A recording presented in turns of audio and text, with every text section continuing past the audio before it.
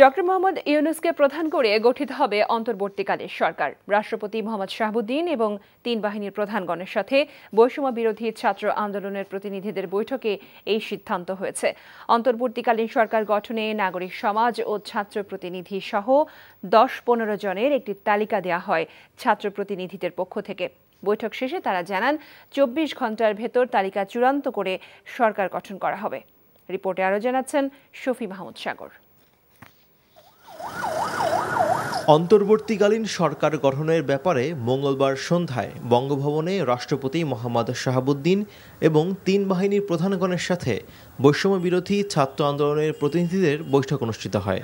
বৈঠকে বৈষম্য বিরোধী ছাত্র আন্দোলনের ১১ জন সমন্বয়ক, লিয়াজো কমিটির ২ সদস্য এবং ঢাকা বিশ্ববিদ্যালয়ের ২ শিক্ষক অধ্যাপক আসিফ নজরুল ও অধ্যাপক তানজিম উদ্দিন খান উপস্থিত ছিলেন। ৬ ঘণ্টারও বেশি সময় ধরে চলা বৈঠক শেষে আন্দোলনের সমন্বয়ক নাহিদ ইসলাম জানান, নোবেলজয়ী অর্থনীতিবিদ ডক্টর মোহাম্মদ ইউনূসকে প্রধান করে অন্তর্বর্তীকালীন সরকার গঠনের জন্য সদস্যদের নামের প্রাথমিক তালিকা দেওয়া হয়েছে। দ্রুত সময়ের মধ্যে বিভিন্ন রাজনৈতিক দলের সঙ্গে আলোচনা করে চূড়ান্ত করা হবে সদস্যদের।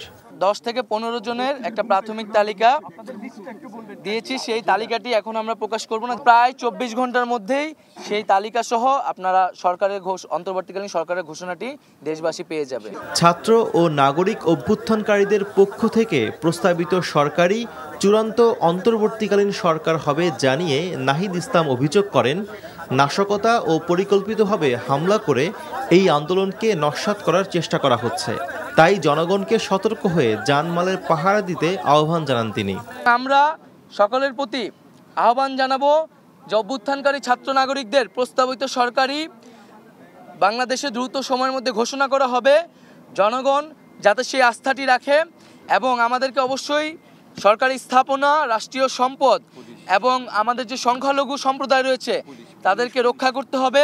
শিক্ষক প্রতিনিধি ডক্টর আসিফ নজরুল বলেন, ডক্টর ইউনূস দেশে ফিরলে তার সাথে আলোচনা করে ঠিক করা হবে অন্তর্বর্তীকালীন সরকারের মেয়াদ।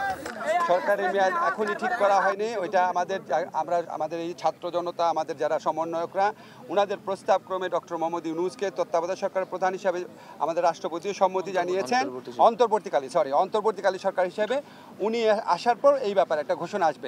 অন্তর্বর্তীকালীন সরকার গঠনের মাধ্যমে পুলিশ বাহিনীকে পুনরায় দায়িত্বে বহাল করা হবে বলেও জানান ডক্টর আসিফ নজরুল। শফি মাহমুদ সাগর, এনটিভি নিউজ, ঢাকা।